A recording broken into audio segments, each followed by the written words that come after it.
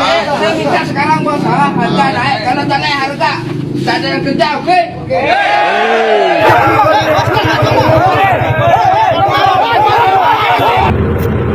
Tidur lori lu.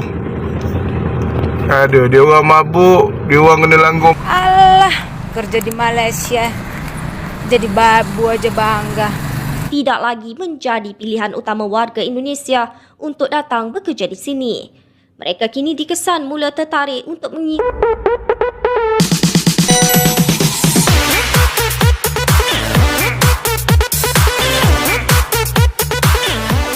Oh hai, oh halo, hai semuanya, apa kabar teman-teman? Jumpa lagi bersama Sari di channel ini. Sari doakan dimanapun kalian berada tetap diberikan kesehatan, tetap semangat. Yang pastinya Sari doakan juga dipermudahkan, dilancarkan segala urusannya ya, amin.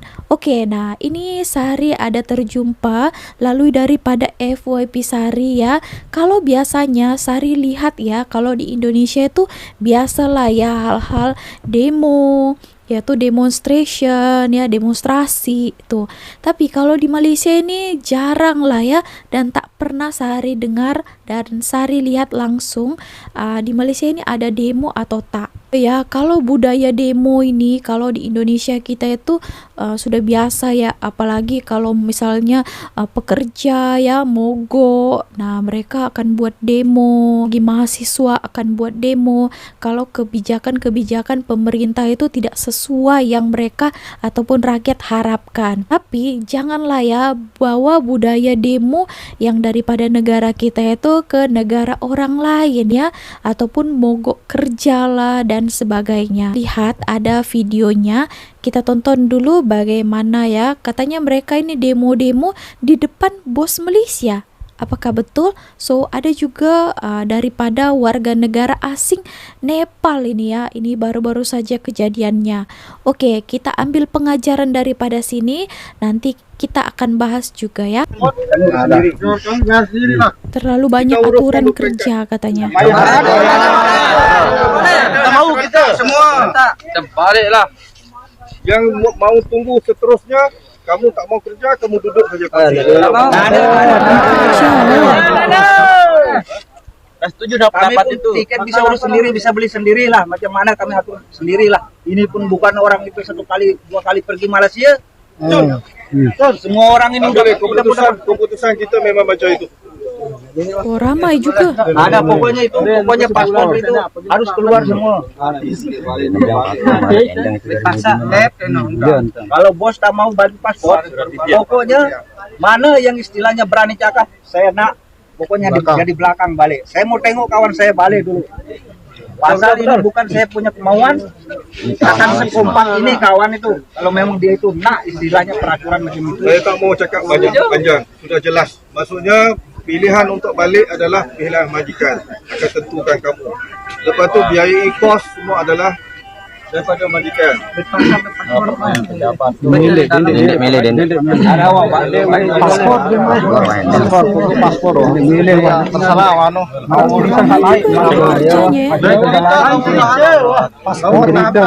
Ada itu berhadapan ke pejabat buruh.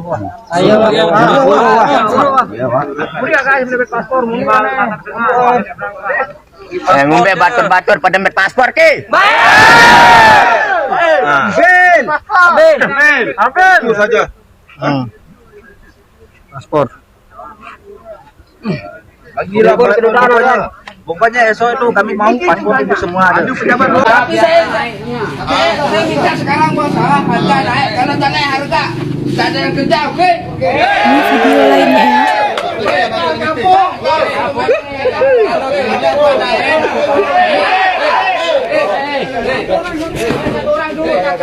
Kalau ada buah naik, besok pagi kita bawa paek, tapi semua dengan nomor.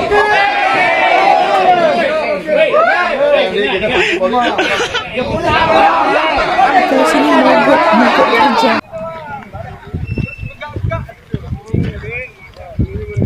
Oh, mereka ini pekerja kelapa sawit kut ya. Oh, ramai juga. Oke, Oke, jadi macam itulah ya. Mungkin mereka ada aturan-aturan daripada kilang ataupun bos mereka yang mereka itu tak suka, aturan-aturan yang mereka rasa itu tak sesuai gitu ya. Jadi mereka bersuara lah gitu ya. Wah, ramai juga tadi itu ya. Dan mereka itu berhadapan langsung dengan bosnya. Sampai ada yang katakan pulangkan saja kami gitu ya. Kan kalian di sini itu besar kepala kan. Nanti kalau sudah dipulangkan, di negara kita pun kerja pun tak ada. Nah, bukan senang-senang untuk memulangkan pekerja ya. Kan Sari tahulah bagaimana bos ya untuk berhadapan kepada mengkawal semua pekerja-pekerjanya. Nah, kalian datang ke sini pun bos itu sudah habis-habisan keluar uang ya untuk buatkan paspor, buatkan visa, permit kerja, itu habis untuk satu orang pun. Wah, tak tanggung-tanggung ya, berpuluh ribu juga. Jadi janganlah suka-suka cakap mau pulangkan kami saja. Kalian harus berpikir secara sehat. Nah, apa-apa nanti dampaknya di kemudian harinya. Ada berita terbaru ya, Sari lihat ini pekerja Nepal pun sama juga. Nah, ini ya, aduh tak tahulah ya. Malaysia sudah baik ya kan, sudah memberikan pekerjaan kepada kalian-kalian. Kalian pula yang besar kepala dan naik tongcang katanya ya. Oke, kita tonton. Polis menahan 13 warga Nepal yang bekerja di sebuah kilang kerana cuba mencetuskan rusuhan di Cangkat Jong Teluk Intan Jumaat malam. Ketua Polis Daerah Hili Perak, Asisten Komisioner Dr. Bakri Zainal Abidin dalam kenyataan memaklumkan semua suspek adalah sebahagian daripada pekerja asing yang terbabit dalam insiden rusuhan di jalan raya. Menurutnya, kejadian itu berpunca daripada satu kemalangan maut, langgar lari, membabitkan seorang pejalan kaki warga Nepal di Batu Lapan. Katanya kemalangan dilaporkan berlaku sekitar jam 9.35 malam. Siasatan mendapati kira-kira 1,000 pekerja sebuah kilang di kawasan itu turun ke lokasi kejadian sehingga menghalang lalu lintas. Kes kemalangan disiasat di bawah Seksyen 41-1 Akta Pengangkutan Jalan 1987. Sementara kes terhadap 13 warga asing Nepal yang ditahan disiasat di bawah Seksyen 147 Kanun Kesesaan. Rusuh ya.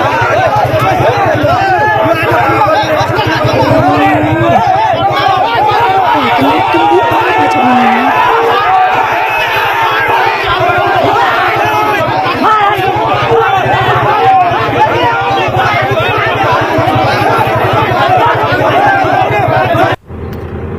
Habis kecoh lima buat rusuhan. Layan je lah, tunggu sampai situ. Tidur lah lori lu. Ada dia orang mabuk, dia orang kena langgar mati, dah tak punya hati. Koyak lah. Sampai duduk tengah-tengah jalan ni, tak bagi reti jalan habis semua ni. Susah juga ya jadinya. Negara lain misalnya jadi. Warga asing Teluk Intan Batu Lapan. Ramai juga mereka ini ya, buat rusuhan di sini.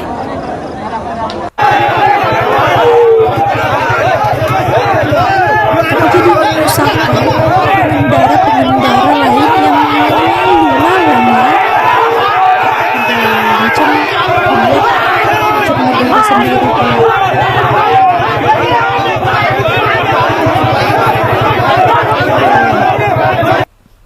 Nah, itulah ya yang selalu saya pesankan juga, kalau di negara orang buat cara adab juga mengikuti negara orang itu. Kita harus hormati juga negara Malaysia yang kalian di sini mencari makan. Misalnya tadi kejadian yang katanya tabrak lari itu ya. Nah, biarkan polis menyiasat ya.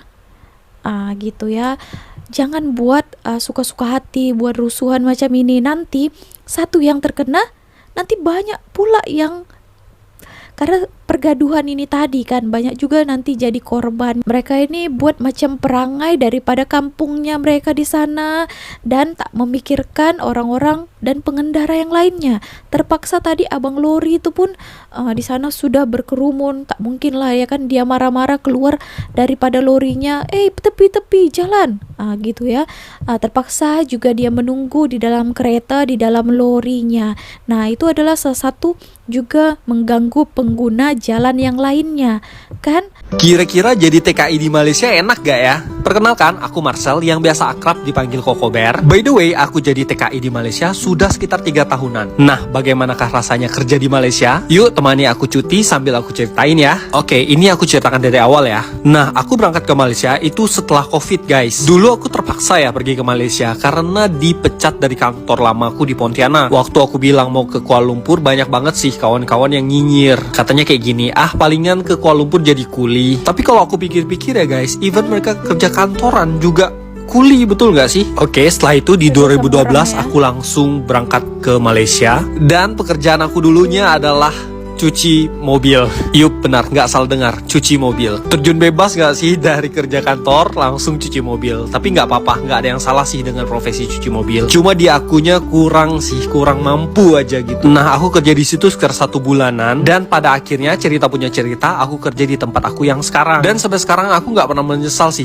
ambil keputusan untuk kerja di Malaysia. Karena mulai dari gajinya itu lumayan banget. Aku bisa nabung, aku bisa beli apa yang aku mau gitu ya. Pokoknya beda banget waktu di Indonesia. Kerja sebulan hanya untuk makan sebulan, transportasi udah gitu aja. Untuk nabung itu susah banget guys. Tapi nggak apa-apa, aku bersyukur semua rezeki itu sudah ada yang ngatur. Dan ya rezeki itu ada aja guys. Ya kalau gitu sekian dulu cerita dari aku. Nanti kita lanjut lagi ya. Aku mau cerita lebih banyak lagi tentang gimana sih rasanya jadi TKI di Malaysia ini. Sampai di sini dulu, aku ciao dulu, bye bye.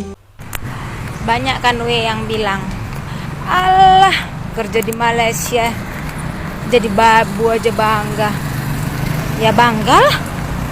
Setidaknya walaupun aku babu di negara orang ini, aku menjadi devisa negara Sementara yang hina jadi apa dia? Jadi beban ya. Beban keluarga, beban negara. Gitu kan? Lepas itu, alah kerja di Malaysia ngerosek WC aja kok. Ya kenapa? Janji halal duit yang ku dapatkan tiap bulannya.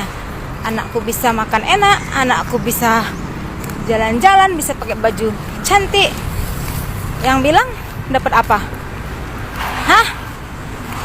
Iri. Bilang bos. Kerja sayang, kerja. Bangun masa depanmu. Jangan cuma jadi beban. Ini seriusan, mau ngelamar harus ngelewatin palang tinggi badan. Mau ngelamar kerja apa mau masuk TNI bos? Ini ngomong-ngomong kerjanya sebagai apa ya? Mandiin jerapah, makanya harus tinggi. Emang di kita orang pendek gak perlu makan, gak butuh duit. Miris teman-teman ngelihatnya. Ya ngelihat seleksi kerja di Indonesia itu mulai dari batas usia maksimal, tinggi badan, sampai minimal pendidikan sarjana. Yang bikin heboh kemarin malah Kemendikbud bilang kalau kuliah adalah pilihan. Udah biaya kuliah mahal, lulusan tingkat sekolah numpuk, sulitnya cari kerja. Mau gimana lagi? Nggak malu tuh diketawain HRD Jerman. Share pendapat kalian soal ini teman-teman. Kalau menjadi TKI Indonesia ke Malaysia ini tak ada salah pun kalau kalian mengikuti undang-undang yang berlaku di negara ini. Oke, walaupun sekalipun kalian di situ cuci-cuci piring ya, ataupun kosok WC katanya, janji kerjanya itu halal kan, tak ada salahnya. Tadi juga abang itu Koko Bear tadi katanya dia dulu di Indonesia itu kerja kantoran, kerja office. Ternyata di Malaysia ini pun dia hanya jadi TKI. Tapi semuanya itu pun tak apa kan. Walaupun memang kalau orang-orang yang di kampung sendiri pun merendahkan yang kerja di luar negara. Janji kalian di sini bekerja secara halal, dapat gaji, boleh kumpul uang ya kan. Sudahlah kan. Belum tentu pun yang mengatakan itu semuanya pun lebih baik daripada kita kan. Gitu. Nah, kalau di Indonesia persyaratan itu pun memang sangat-sangat susah ya. Tadi tuh kita lihat ya, hanya yang tinggi-tinggi saja yang boleh diterima. Bagaimana? Apa kabar dengan kita-kita ini yang rendah-rendah comel ini ya? Tak ada lah yang mau terima kita kerja ya. Nah, orang-orang yang pendek, rendah ini pun perlu makan juga kan. Bukan hanya orang-orang yang tinggi saja kan. Jadi itulah yang susahnya ya. Oke teman-teman, nah ini ada berita terbaru yang saya jumpai. Dikatakan Nih, Malaysia bukan lagi pilihan pekerja Indonesia. Oke, kita tonton dulu ya beritanya macam mana. Peraturan imigresen yang semakin ketat dengan operasi penguatkuasaan serta penangkapan pendatang asing tanpa izin parti sering dibuat secara besar-besaran sebelum dilapor media massa secara meluas, menyebabkan Malaysia kini tidak lagi menjadi pilihan utama warga Indonesia untuk datang bekerja di sini. Mereka kini dikesan mula tertarik untuk mengisi peluang pekerjaan dalam sektor Kuala Biru, iaitu bidang pekerjaan yang tidak memerlukan kemahiran tinggi seperti di negara Eropah, Jepun, Taiwan dan Hong Kong. Duta Besar Indonesia ke Malaysia, Datuk Hermono mengakui Malaysia tidak lagi menjadi pilihan utama tenaga kerja Indonesia TKI untuk mencari pekerjaan sejak 3 tahun kebelakangan ini hingga hampir tiada yang kembali ke negara ini selepas pulang untuk suatu tempoh panjang. Tak ada lah, mungkin masih banyak lagi yang berdatangan ya. Mungkin mereka itu yang kalau sudah kembali itu mereka yang pati-pati ya kan, yang sudah blacklist tidak boleh masuk lagi ke negara Malaysia. Nah itu memang confirm mereka tak akan kembali karena mereka ya sudah di blacklist kan seumur hidup gitu ya. Jadi kalau tak boleh ke Malaysia ya pikirannya ya keluar negara lainnya gitu. Beliau mendedahkan bilangan rakyatnya yang mempunyai dokumen lengkap di Malaysia sebelum pandemik COVID-19 adalah 1.13 juta, sementara warganya tiada dokumen atau menjadi parti di negara ini dianggarkan sekitar 1.5 juta orang. Justeru dengan penurunan signifikan itu, Hermono yakin bilangan rakyat Indonesia yang tiada dokumen berada di negara juga berkurangan mendadak. Beliau mengakui TKI tertarik bekerja di destinasi atau negara lain susulan peraturan imigresen Malaysia semakin ketat, termasuk operasi penguatkuasaan, penangkapan yang diketahui melalui laporan media massa membuatkan mereka bimbang ke negara ini. Ditanya mengenai peluang pekerjaan baru wujud di Indonesia menerusi pembukaan Ibu Kota Nusantara yang dijadualkan pada 2028, Hermono menafikannya kerana pusat pentadbiran baharu itu hanya memberi kesan kecil serta hanya dapat menyerap sebilangan kekosongan dalam bidang tertentu. Dalam perkembangan lain, Hermono menjangkakan bilangan rakyat yang kembali ke Indonesia bagi meraihkan Aidilfitri tahun ini jauh berkurangan kerana sambutan itu kurang meriah disambut berbanding Aidiladha. Kalau kita lihat latest statistik itu yang registered pekerja Indonesia ada di 585.000 gitu kira-kira. So number significantly drop ya. Dan juga yang undocumented saya kira sekarang pun sudah jauh berkurang. My prediction sekarang pekerja Indonesia itu saya kira ada di 1.5 ya, atau even less ya. Kalau kita lihat statistik dari Malaysia, Indonesia is not number one anymore. Ya, sekarang Bangladesh number one. Okey, tapi dari saya tengok data yang last year dia mesti Indonesia lagi. Nah, sekarang Bangladesh number one. Jadi jumlah pekerja Indonesia di Malaysia in the last 3 years itu significantly drop ya. Jadi dugaan saya masa COVID banyak orang pulang and then they don't return back to Malaysia. Jadi sekarang sudah embassy service pun sekarang sepi saja. Nah, yang saya lihat sekarang pekerja Indonesia ini dia pergi ke other destination, ke negara lain. Misalkan banyak ke Jepang, ke Europe, ke Taiwan, dan juga Hong Kong itu dalam waktu dekat saya kira akan membuka untuk yang sektor formal. Sekarang ini Hong Kong hanya untuk domestic worker saja, tapi soon dia juga akan buka yang formal. Dan saya kira Singapura pun akan ada membuka yang sektor formal karena di banyak negara ada shortage ya pekerja di sektor-sektor yang kita sebut sebagai blue collar workers ya, yang not high skill lah ya.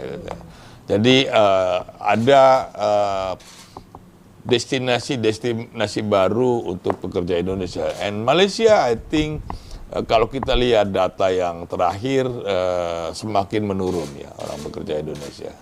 Ketatkan peraturan itu.